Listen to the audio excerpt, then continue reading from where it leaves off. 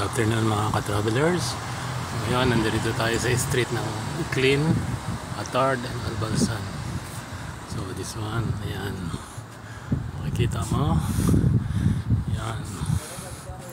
Ayan ang simbahan ng Liha. Ayan. Ayan. Ayan ang simbahan ng Liha.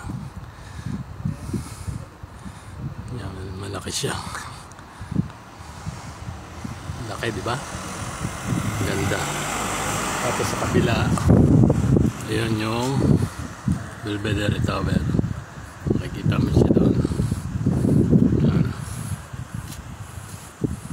Tapos, ayan, makikita mo naman ang simbahan dito.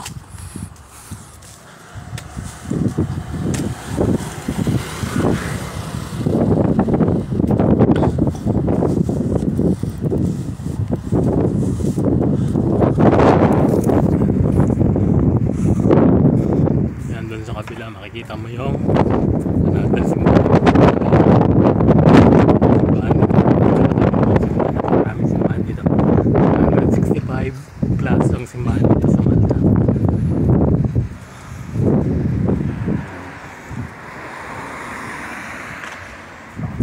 Yan, tignan nyo. Dito. Yan, may ilaw yan sa gabi. Yan. Kasi hapon pa lang kaya wala pang ilaw. Oh.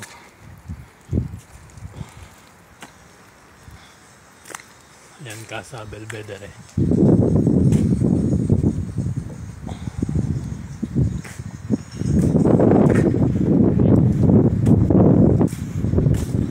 Yan, tapos maglalakad na ako pauwi sa bahay.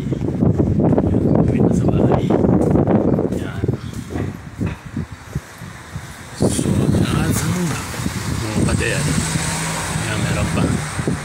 Ayan. Ayan.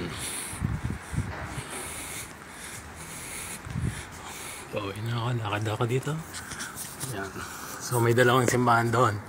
Pag naglakad ka uli hanggang doon, if you walk over here, you will find another church, Catholic church. Napakaraming ang simbahan. Yan. Yan. Yan. Narrow road ulit. Lakad lang. Para makauwi na. Kasi galing ako sa work. Half day.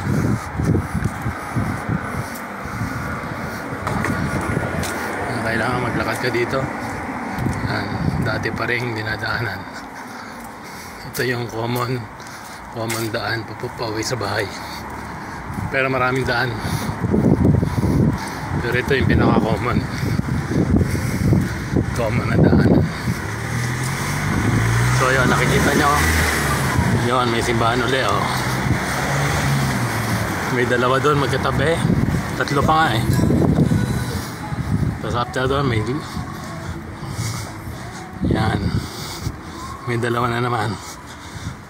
O ngayon, may simbahan ulit. Tapos sa katapat, ito, sa katapat yon, may simbahan ulit. Yan, ganyan karaming simbahan dito.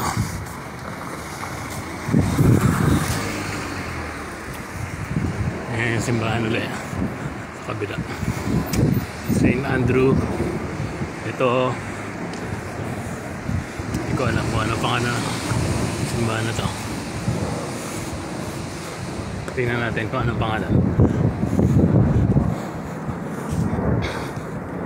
The Church of the Assumption of the Blessed Virgin Mary into Heaven. Okay.